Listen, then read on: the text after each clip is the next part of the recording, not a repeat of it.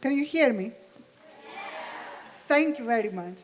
So I'm going to talk a little bit about war reporting, if it's a male profession or not, and what is the role of women in that. And what happened is that Klaus today made my day because he started talking about women, as war correspondents do sometimes, and he said all these beautiful stories about war, but also he gave an indication of the perception of war correspondents about their female colleagues. So I'm going to talk a little bit about that, and at the end, if we have time for questions, you can ask questions me, or you can ask Klaus as well. I would like to hear more from him as well. So I'm going to talk, as I said, about war reporting and gender issues, and I'll tell you why. I'm not a war correspondent. Yeah? I've never been in a war zone. Sometimes Greece looks like a war zone, but not really. Why am I going to talk about that? 10 years ago, a long time ago, I was part of a project which was funded by the Economic and Social Research Council, which was about war correspondence. So what we were doing basically at that point, what I had to do, which was fantastic, I had a fantastic time. I had to listen to all these magnificent stories. Well, fantastic, yeah. Yeah, fantastic, but difficult things as well. We were interviewing 70 war correspondents, mainly from the UK or the US. Some of them were men, a lot of them were men, but also there were quite a lot of women. We were asking them about their profession, about danger, about how they cope with these things. But from these interviews, some things came which have to do with gender differences, how men war correspondents view women war correspondents. So I did a small article on that, and I wanted today to talk about that, if I can make my technology work. Now, Klaus again said he felt that he has to say, well, I'm not a macho guy. I actually know how to cook. And the fact that he had to state that no, I'm not a macho guy because he's a war correspondent, it shows something about how we perceive war correspondence. It's not if it's true or not, it's that the perception generally is that it is a very male and a very macho profession, although some of these men know how to cook. Yeah? I don't know how well they cook, but yeah, they know how to cook. So there is a question there, why do we perceive war reporting as a male macho profession and a macho culture? And this comes quite a lot from the media as well. I was trying to find a cartoon for you which shows a war correspondent on a tank, and he's smoking and he's drinking and he's enjoying himself in the middle of the war zone, and he's having fun because he's a man and that's what men do, and they drink and they smoke and they play with guns, and in war zones they feel at home. So this is the general perception. Women don't play with guns. They play with dolls, traditionally, I mean, and probably war is not seen as something that it will come natural to them. So war reporting is seen very much, although there are a lot of women involved, very well-known women, as a male profession. And as we said, from the stories that you heard from George and Klaus as well, it is a very dangerous profession. It is a very dangerous profession in different ways. There are physical dangers, physical hazards, but also psychological ones as well. Lee was talking about how war is changing, and one of the things that they are changing these days is hostage taking. There is a bigger risk to have journalists taken as hostages. And this is something that I think a lot of reporters have in their mind. And also, it's something that war organizations have in their mind as well. So there is a lot of training going on from news organizations that they train their war correspondents for these situations. One war correspondent was telling me how what he was learning in one of these training is how to be gray. So when you are taken hostage, and there are other hostages as well, you try not to stand out from the crowd because you will be the first one executed. Yeah? So it is a very dangerous profession, and it seems that progressively it becomes more and more dangerous. But there are other psychological effects that they're quite well reported in terms of being in a war zone. So there is something called, I think you may have heard that, post-traumatic stress disorder. So trauma that you have when you have witnessed situations like war, that they are quite difficult. In the past, while a lot of war correspondents had this type of effects, nightmares and other effects that they are associated with this trauma, they were not talking very much about them because they were macho, they were proper men. Proper men don't talk about their feelings, they don't talk about the difficulties they may have in front of witnessing sometimes what is the worst of humanity, during wartime, I mean. So post-traumatic stress disorder, it's something that people have been talking a lot about it. But reporting on war zones has other difficulties as well. Your family life is not very stable usually. I mean, it's quite difficult to have a family and children and go to war zones and people worrying for you and you being away a lot of the time. And in that respect, this may be more difficult for women. I mean, how still, unfortunately, I would say, the responsibility of children rests with women. Where are you going to leave your children if you have to be in and out in war zones? And how would you feel as a mother if you have to do that knowing that maybe there is a good chance that something may go wrong while you are there? So there are a lot of different problems with war reporting, and this is why usually it was seen as something that men do. And because there are these difficulties, some of the war correspondents, I have to say not all of them, and from the ones I've met, not all of them would fall into this stereotype. They were drinking a lot. Some of them, they were taking drugs. They had a lot of sexual encounters and stories to tell me. Not all of them, I have to say, but for some of them, it seemed that this was a way of coping with very stressful and difficult situations. It may be a generational gap in relation to that as well, because the ones that they were talking a lot about sex and drugs and rock and roll effectively in war zones, they were much older, as I said, and they were the ones that they had a very specific perception of their profession. They seemed to be the ones that they were going after risk. They were taking more risks sometimes than it may have been necessary. Other ones, they were reporting from safer places. So sometimes I think there was something into this, if war reporting is a macho culture, but I think there may be a myth in that as well. This myth, as I said, it may be cultivated by the media, but also because a lot of these war correspondents write their own stories. A lot of them, they write their autobiographies. They tell us stories like that. I put some of the biographies which are autobiographies that they are related with war. There are many, many more, and they are very fascinating to read. Journalists write fantastically, and these are the people that they've seen the most interesting moments in history. So while I was doing this project and I was trying to interview one of them, this is a photographer, but he became a journalist as well, Anthony Lloyd, there was a wall of silence around him. I couldn't get access to him.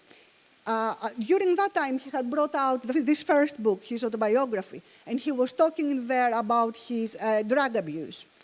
So he was saying, when I'm at war, I feel okay.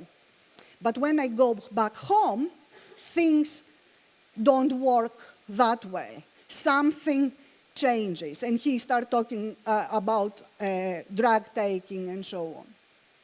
So a lot of this myth about this macho culture, it comes out of the autobiographies of war correspondents themselves.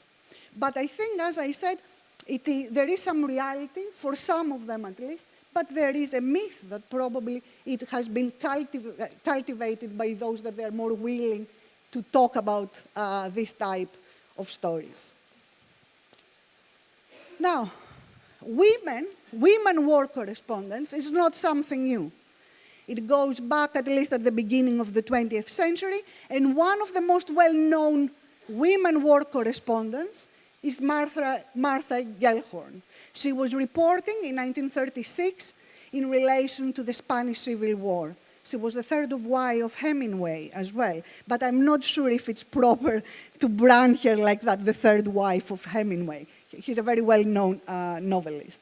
So having women in war zones is not something new. I put some more pictures here. This is Marie Colvin. Marie Colvin, this is one of the people that I had interviewed back then. She died a few months ago, I think, in Syria. And before he died, he had an accident. He lost his eye in another war zone. I can't remember which conflict it was. So Marie Colvin, she was writing for Sunday Times, one of the women war correspondents. And another one, I just picked a couple from the UK, basically. Katie Adie reporting for BBC. Again, another person that she was telling us her stories.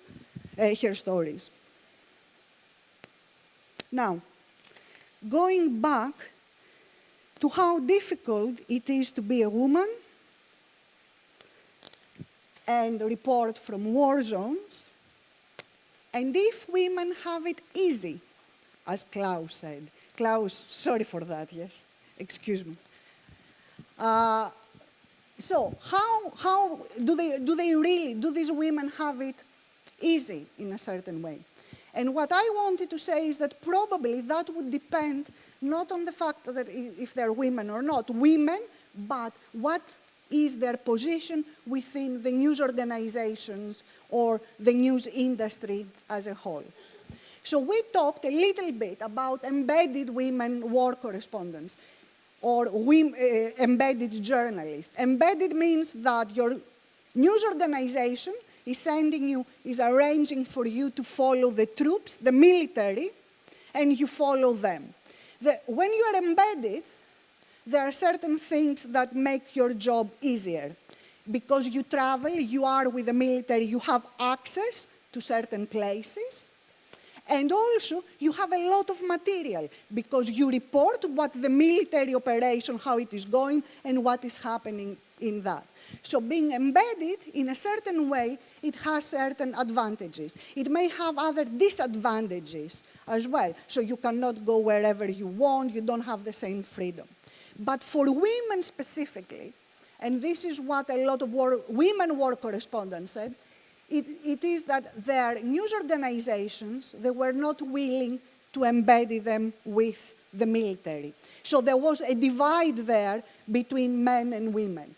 It was not thought as appropriate to place women with the military, at least in the past. Of course, all these things, as I said, may be changing. So the first woman that I showed you here pictured, Martha Gellhorn, was already reporting in the early 20th century that's her words, the bosses of American press objected to female correspondents being embedded with the combat troops. This is many years ago. But then another war correspondent that I was talking to, she was writing for the Guardian, Audrey Gillan, and she was talking about the Second Gulf War, and she was saying that initially she was told that she couldn't go with the troops. The reason is that she had to be placed with the Marines, and this whole operation will need you to be in a very good physical condition. And she said at the beginning I was okay with that, until I realized that the male journalists that they were embedded, they were these fat guys that they were so much less in a good physical condition than I was. And at that point, she started realizing that at least in relation to embedded war correspondents, there was a divide and there was some prejudice against women. Similarly, women that they were freelancing, so they were going in war zones without being necessarily part of a news organization, to write their stories, bring them back, and give them to different news organizations. They found it quite difficult.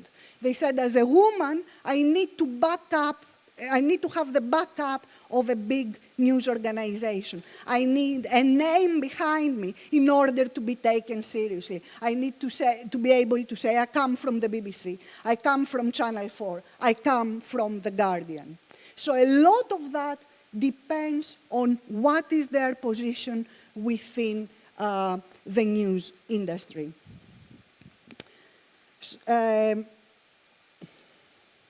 No, I need to talk a little bit more about that.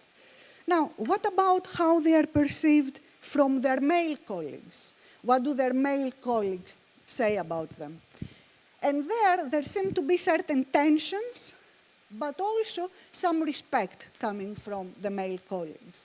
So in terms of tensions, a lot of male war correspondents were saying, oh, but it's these women that they have it easy. And they were telling me stories about, for example, when there is a position for a reporter going somewhere with a helicopter, probably the pilot would prefer to have a woman with him. And then they will have more access than the male war correspondents. And they didn't really like that.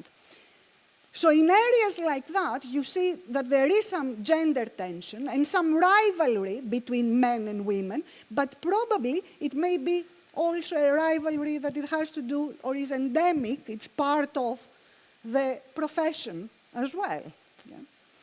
On the other hand, war correspondents, male war correspondents, they were saying how much they respect women correspondents. So they were describing them as remarkable women. So in front of danger, it seemed that there was some equality established. And they really thought that their female colleagues were exceptional as women and very different from other women. Now, as I said, all this will depend on what is your position within the industry. But I think things are changing as well because reporting, how we report generally and in relation to war, is changing as well. So in the past, when we were talking, and we talked a little bit about that, we were thinking that reporting has to be detached and objective. So you shouldn't feel emotionally involved, you should keep your distance, you should talk about the facts. But war correspondents themselves, they start demanding a different type of reporting, which would be a reporting which is more engaged. And they were talking about journalism of attachment. This was Martin Bell, I think I put his autobiography somewhere.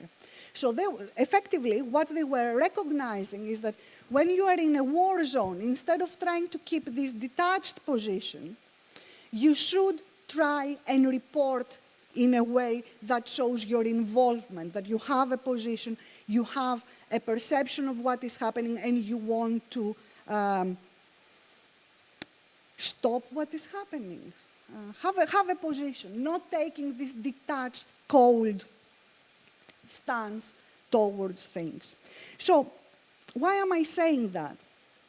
Because when it comes to gender and how men and women report, the traditional idea was that men report about the military issues, so they talk about the guns and the military operation and all these things, while women war correspondents, they will give the more human side of the conflict. They will talk more from their heart, with more emotion. They will talk more about their victims. Now, I don't think this is the case, or at least this is the case anymore. I think generally there is more demand about human interest stories and stories that they will touch the public and they will show the real face of the war, not only the military operation, today the troops got into this city, but the effects that this will have. Sometimes they talk derogatory about that, and we talk about the feminization of news when you have human interest stories and so on. But I think I don't use it in that sense. I think this is a positive thing. It shows involvement, and when you have a war, and then when you have a humanitarian crisis, you want people to report from their heart. So these audiences that they are sitting at home watching everything on television will understand the impact of war, which is a real impact for a lot of people.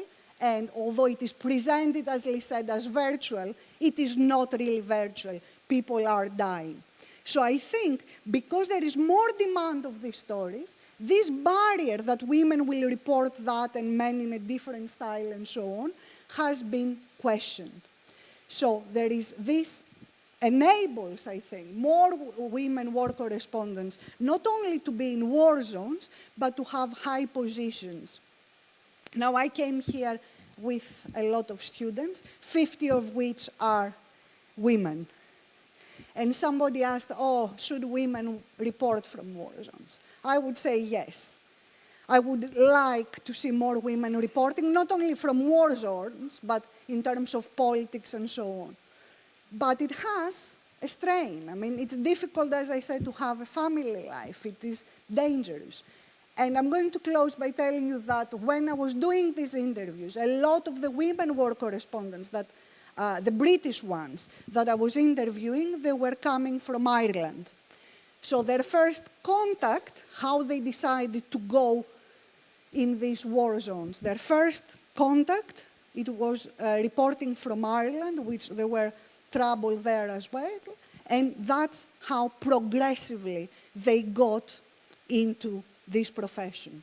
All of them, men and women, they were very passionate people and very exceptional people. With all their flaws that we all have, these were a very interesting, very special bunch of people. And I was very happy to talk to them. That's why, as I said, we should ask some of the war correspondents that they're here to tell us more of their stories and try to understand things from their own perspective. So I will stop here. Thank you very much.